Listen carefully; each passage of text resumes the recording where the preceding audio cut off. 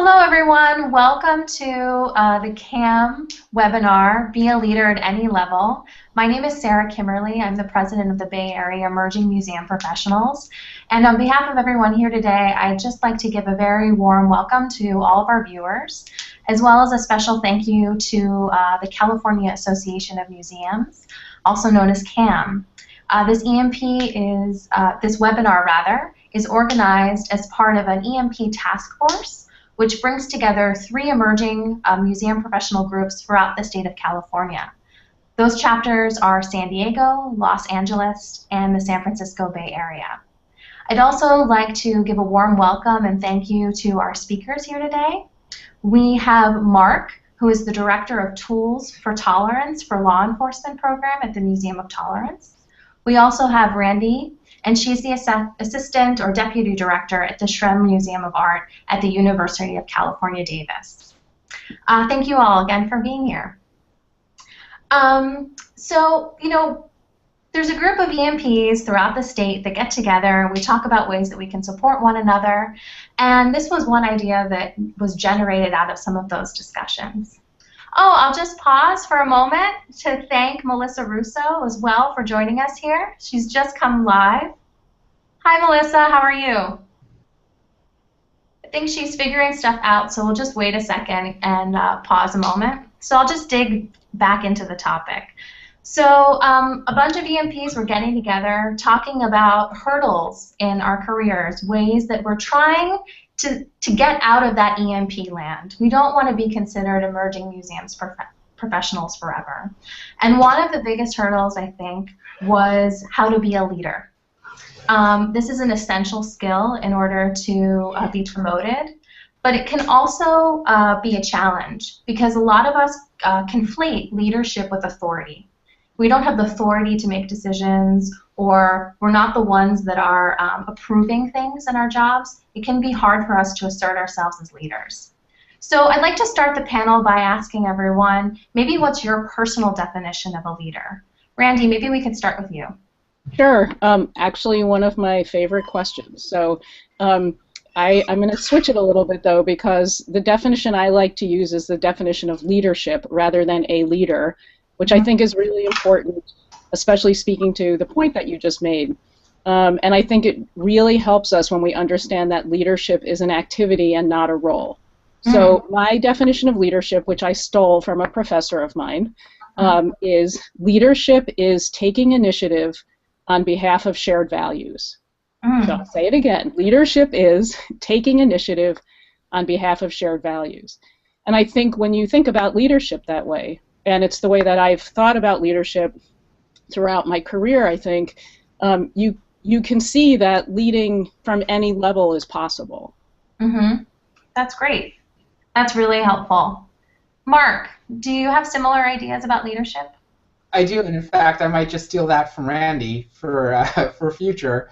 But yeah, I absolutely agree with all of that. I think that that leadership is one of those things that you can have at any level, no matter what your responsibilities are, because it's about what it is that you're able to accomplish given your skill set or given your position, and not necessarily the actual role or the position that you hold within the organization. Yeah, that's great. I'm glad we have some common ground there. I think that's going to be really interesting as we move forward. Melissa, are you able to hear us now? Yeah, I can hear you. Can you hear me? Yes, we can. Welcome. Thank you so much for being here. Thank so you. We were just starting off by doing a little bit of a round robin to share what everyone's personal definition of a leader is. Do you have one? Well, yeah, I mean, I'd actually like to piggyback on what Randy said about the shared values, and I completely agree with that. And I would also take it a little further and say it's also about shaping those values and helping to shape those values and creating a way forward on many issues. I think that's leadership in terms of the shared values. Yeah, I think that can also be, what I hear you saying is that we all have to find common ground with one another, but you're also saying that you need to find a way that you're charting a path.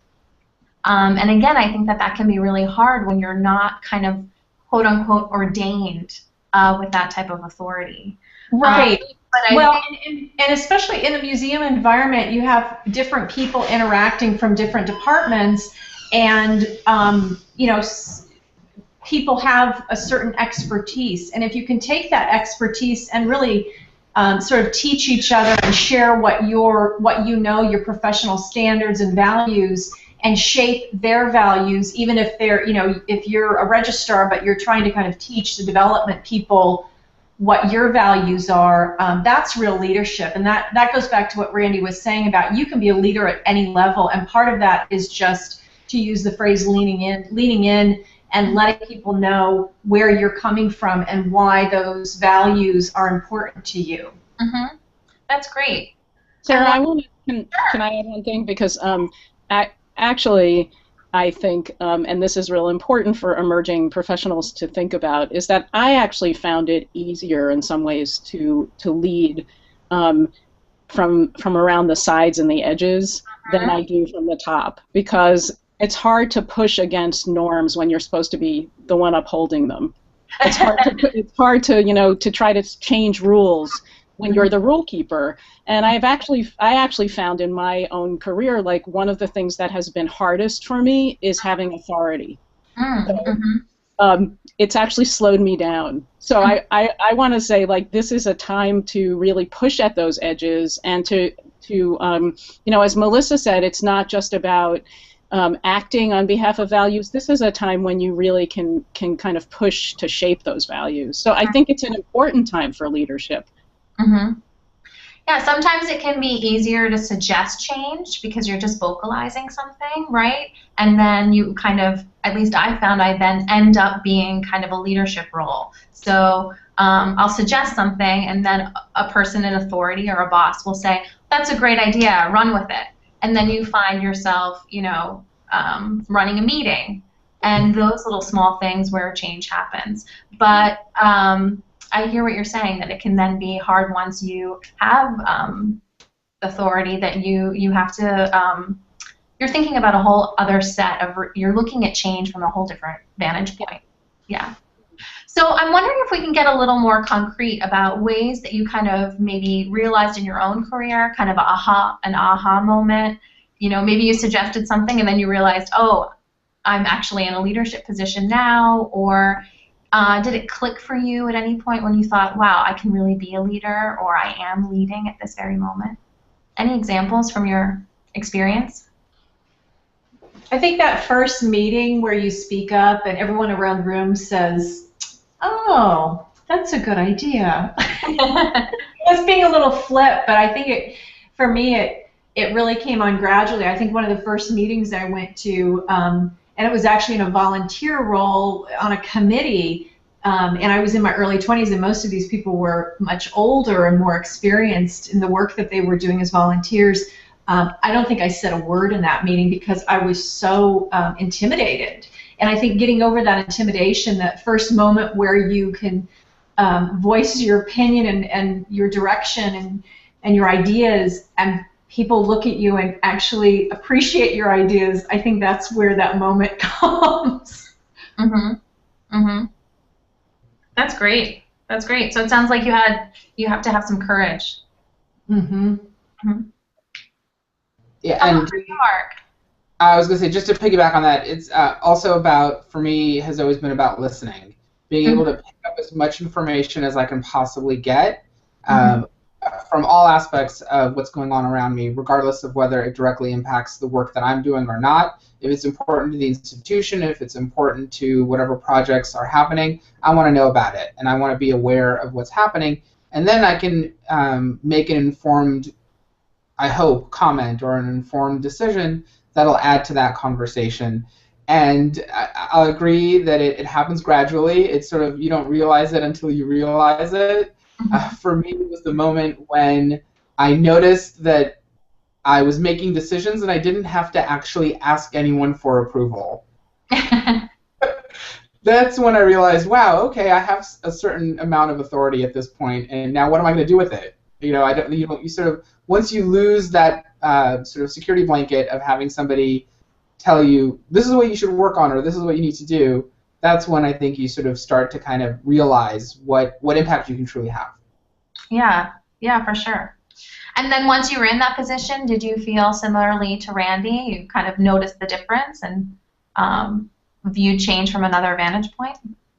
Yeah, it's so much easier to give suggestions and have 1,000,001 ideas when you're not also seeing the putting it into practice piece. Once you're in a position of leadership, you understand what it takes to make certain projects happen, and you sort of quickly realize, oh, well, this is why this never happened, because there's no way, given our circumstances, we could ever take on that project, even though it sounds like the most wonderful thing in the world, and we should absolutely be doing it. When you're sort of in that position, you have that more global perspective, and then you also have to support your institution, and sometimes even when you disagree, if all of your colleagues are on the same page, it's your responsibility to step up and join with that project, and maybe figure out other ways of going around and figuring out ways of maneuvering. But you have sort of that added institutional responsibility. Yeah. So I guess a lot of what I'm hearing is that you kind of have to listen, but you also have to be able to speak up. And I'm also hearing from you, Mark, that you have to know a little bit about choosing your battles. So one thing that I witness sometimes is people have great ideas. They have a real passion for and a vision for the way forward, yet they can feel deflated rather than encouraged by continuing to speak up, because their ideas are maybe shut down for whatever reasons, for institutional reasons that can only be seen in a leadership role. So how do we pick and choose? How do we know when to assert and when to maybe fall back? I've never been good at that. I do think I think you hit the nail on the head with courage, and I think Mark hit the nail on the head with speaking up when you think you have something to say, and I think that's sort of the formula. And you're going to be discouraged because not every good idea gets picked up, and there's lots, I think as we're all saying, there's lots of good ideas that can't happen for lots of reasons. But I think it doesn't. It shouldn't stop you putting them out there. And some of it is resilience. I mean, leaders are often the most resilient people around because they get knocked down a lot, So I think it is just keep speaking up, but don't. But it's not to complain, and it's not to it's in a very constructive way, and it's out of a place of knowing because you've been paying attention and listening. So I think even if you get knocked down on lots of little ideas, there are people around who are hearing you and who are probably targeting you as somebody to put in a position where you have more of a place of authority. Have others found that to be true? I think that's really true. And one of the things I've really appreciated, and I try to do it myself, is if you have an idea and you express it and it doesn't really get traction, I know some of my staff people, I encourage them to, even if I say no, it doesn't mean that they can't come to me and ask and kind of talk through it. In meetings generally have to be pretty efficient, so you can't argue a point too heavily if people are trying to move forward. But what you can do is later on you can go to the person who makes the decision and just say, I had this idea. Can you explain to me why it's something that wasn't taken up or why it can't be implemented? And I think that's a really good learning process, and it creates really good communication between you and a supervisor, and I've done that as well. And it may not be the answer you want. It maybe they say, well, that was not a very good idea, but I'll bet you're going to get something more like, well, let me explain how the finances would work, or the logistics, or that kind of thing. And for me, for my staff, it's opened up great dialogues, and there's been times where my mind has been changed after talking through something at length. So I think the communication is really important. Yeah. You don't want to belabor a point, though, but Right. I think it's totally something that I've seen in my career so far, is that you have to have you do want to raise your hand and say, I think we should move forward, but then you have to, one of the hardest parts is therefore accepting the decision, right? And then taking kind of the ego out of, well, that was my great idea, and why didn't they take it? Or, you know, if she only, or if my boss only saw, you know, it from this perspective. And I think so choosing the battles becomes a really important part of this process, and also creating an open dialogue so that you're not just raising your hand to raise your hand, but you're also saying, you're asserting yourself in a way that your boss can appreciate.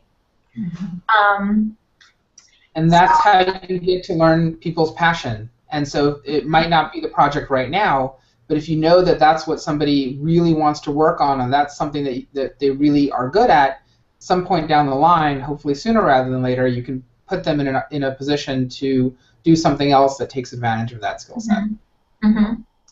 Great. So we've all been talking about in the work environment, and one of the things that I think is really important in museums is the changing role of authority of the institution in general in society, and the way that we're kind of changing the way we work. I work at the Oakland Museum of California, and they very famously have a flower organizational chart, which assumes kind of, instead of a top-down organizational structure, a collaborative structure. And I'm wondering is if you're feeling a change in that shift within museum work, how that's affecting leadership as well.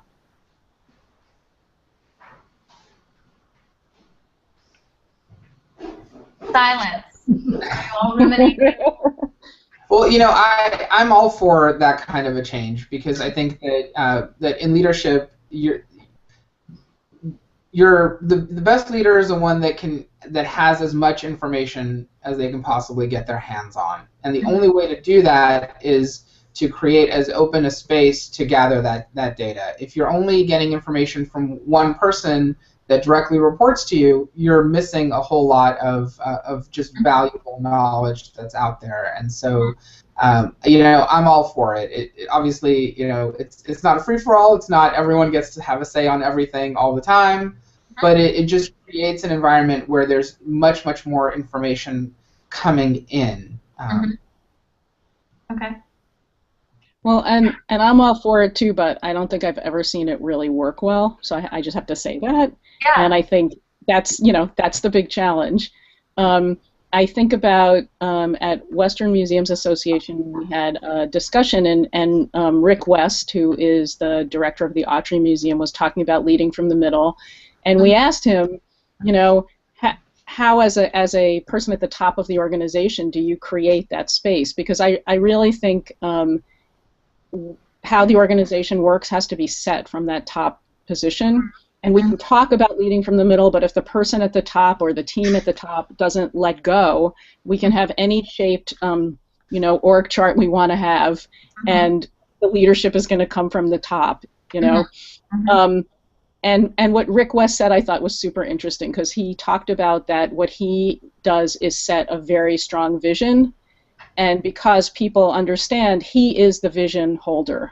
And so, you know, then he feels that he can let go more. And I thought that was a sort of interesting model, because I think when I haven't seen leadership from the middle work, it's because the people at the top are grappling with each other for how they're going to move forward. So they can't possibly let go enough to let other people in.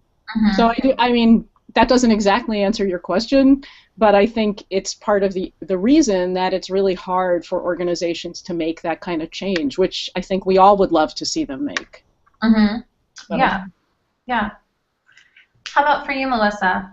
I'm still mulling over the flower. I need to get a copy of this. I just think that's amazing. Yeah, I mean, I would have to agree with Randy. Seeing it actually work would be interesting, because I think what's key is sort of the communication between different people in departments and when decisions are made, because you still have the person at the top who's responsible to the board, and so how it would work in practice would be interesting. But I do agree that it can work better if things are more collaborative, and certainly if there's communication and people all over the organization. You don't want to sort of oppress good ideas or anyone flagging something that might be an issue or a weakness in the organization. You don't want to oppress those voices, because that can be really key information for the leadership. But how that all works in practice, I think, is the puzzle.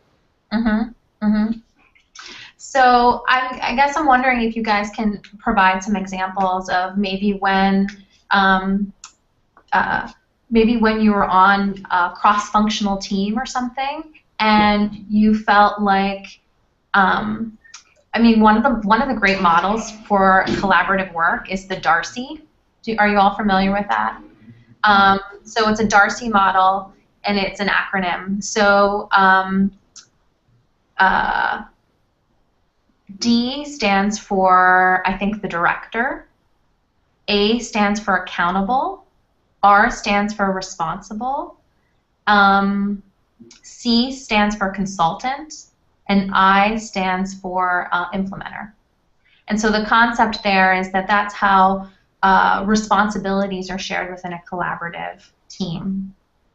And what I think is really interesting is that the accountable can only be one person, whereas in the other roles, there can be multiple people that you're consulting with or helping to implement a project. And I'm wondering if you found that if you've had similar roles, either following that model or collaboratively, that there's that, because I think what we're talking about here is that there's this difference between you're setting a vision, you're setting a project, and then you have to rely on someone else to implement it for you. And to be a good leader, I'm hearing that you need to be able to have a straight path, a vision, but then you also need to get people on board with that. So is that part of a leadership skill that you can shed any light on?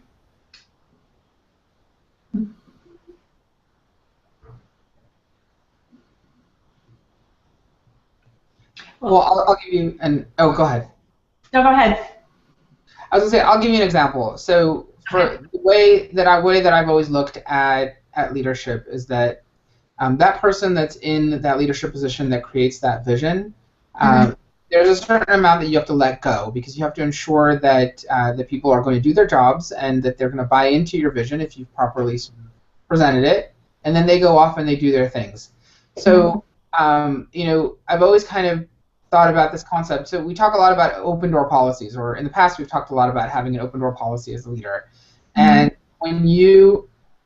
so for me, when you have somebody, let's say you have somebody 4 or 5 levels removed from you come into your office and say, I need to talk to you about this because I have a concern about this issue. To me, the person in that leadership position, their job is not to, at that point, figure out what the problem is and correct that problem and investigate it. That to me is symptomatic of, where's the levels of trust within my organization that person is not going to their direct supervisor or is not talking to colleagues about this issue and working it through. Why are they bringing it to me? That's, as a leader, that's what I have to worry about. Is not the actual solution to that problem that as it comes up, but the trust, the connections between all of the people on my team and all of the collaborators that we're sort of working with. There's obviously some sort of breakdown in that system. So once the vision is sort of out there and once everyone is sort of working on the things that they're working on, that's then my role as a leader, is to ensure that that happens as successfully as possible, and not necessarily worry about how everyone is doing and what exactly everyone is working on sort of on a daily basis. Yeah, that makes a lot of sense. That makes a lot of sense. I think from an EMP perspective, when someone would, come to you for whatever reason, it's exactly for that they feel like they don't have any alternative channel. So I think that's spot on. But the flip side of that too can sometimes be that you've put someone in charge, giving them the authority to run a program or do a task, and there may be other people in the organization trying to go around, they have a certain way of managing that that other people may not like, or they don't feel they're getting their, anyway, so they start going around that person, and if they come to you, that does mean there may be a breakdown in trust, but it also may mean they're just trying to go around that person. And I always try to, you have to put it back on them to go and talk to the person that they're working with, the person that has the authority, because you can't undermine someone else's authority, especially if you've given that to them. Right, absolutely. No, completely agree with you. Yeah, that's great. So maybe we can just switch gears a little bit, and I'd like to talk about how gender issues or the way gender might impact the way people lead. Have any of you experienced that or have any thoughts about gender and leadership? And I don't know why you guys are laughing. Is that funny? Controversial, uncomfortable? Brandy, Well, yes. Gender impacts the way we lead. I'm fairly comfortable saying that most often. I like to answer this question by saying that I have never not been a woman in the workplace, so it's a little hard for me to tell personally, but I think we all know that the expectations, even today, of men and women are very different, and I think that we feel that in the workplace. I think it's interesting in the museum field that there's a lot of women, and I think there can tend to be a lot of female energy. And sometimes I think I wish I had a man working with me, because I actually think, I know this is like terrible that I'm saying this, but because but sometimes you just feel like having a man in the room will change the energy in the room. But I think the biggest issue I've seen, and we had a panel at JFK last year, and this came up, where there was a man who everybody thought was super sensitive because he was sensitive, because he was caring, and we all acknowledged that a woman who was caring in the same way that he was caring would probably be seen as being too emotional. And I think that's the kind of thing that we've probably, everyone's nodding, I think we've probably all experienced that there are gender expectations. And sometimes when we push against those gender expectations, we set things off balance. So I think it is interesting, and we have to be constantly aware of that. And there's other expectations as well about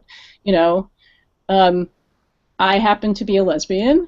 And I think that's a bigger issue for me in the workplace than gender, because there's expectations about bringing your husband to things, and even today, in this day and age, there's still very specific expectations depending on our identities. So yeah, that's really interesting. I saw some other nods. Maybe we can get some other opinions and then circle back. Well, for sure, you bring to the workplace who you are. You can't not do that, and that's always, it's a blessing and a curse. I was on a panel a couple of years ago at CAM about this issue. It was interesting. There were about 100, maybe 180 people in the room, something like that, and there were only 2 men. One of them was Rick West, which was interesting. He's a good guy, but. Yeah, there's obviously differences, but then I've also found that, like Randy said, there's people who kind of don't fit the stereotype, and I think it's really important in a leadership role to understand people at their level as an individual, and kind of understand that we will have whatever biases we may have, when we're working with and for people, and that we just have to be aware of them so that we can kind of get past them. Because I'm always going to go into a workplace with a lot of younger women and feel more drama because that's what I'm perceiving. So I have to kind of step back and think, well, maybe that's just my perception. Maybe I just need to work with all these women individually to kind of get at what's happening. It's a challenge, and it always will be, I think. And I think with men, if I'm working for a man, I may feel disregarded. Maybe that's me. So I think there's a lot of self-reflection that goes on, and it's going to go on throughout my career. On perceptions and how I perceive other people and how they perceive me and all of that. It's all kind of a learning process. So maybe there's some perceptions that are validated by what we're reading in the news about gender, what we read in academic papers or other things that's out there. But it seems that you bring it back to a place of self-reflection to see how you can move through those situations. Yeah, and self-reflection to the level that you can kind of ensure that you're not making decisions based on some of those preconceived notions.